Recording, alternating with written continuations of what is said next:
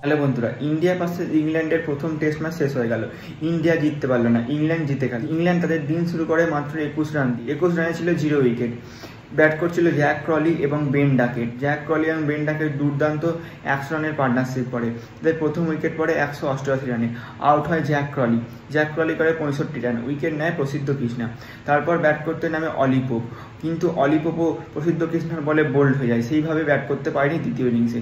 তারপর ব্যাট করতে নামে জো রুট এবং বেন ডাকেট মিলে ভালো পার্টনারশিপ করে।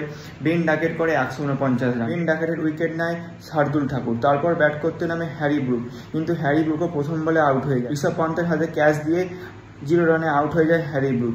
তারপর ব্যাট করতে নামে বেন স্টোকস এবং জো রুট মিলে ভালো পার্টনারশিপ করে। বেন স্টোকস আউট হয়ে জাডেজার বলে। তারপর ব্যাট করতে নামে জেমি স্মিথ দুর্দান্ত 44 রান করে। সে ছিল শেষ পর্যন্ত নট আউট এবং জো রুট ছিল 53 নট আউট।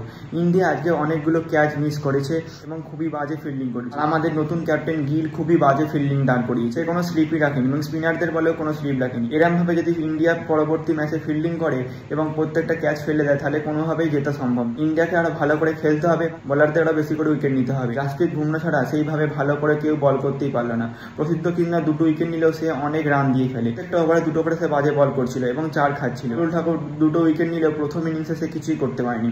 সে ব্যাটেও কোনো রান করতে পারেনি, কিন্তু এই সেকেন্ড ইনিংসে সে 2টো উইকেট নেয়। 2 উইকেট সে যখন নিয়েছিল তখন অলরেডি ম্যাচ ইন্ডিয়ার হাত থেকে বেরিয়ে গেছে।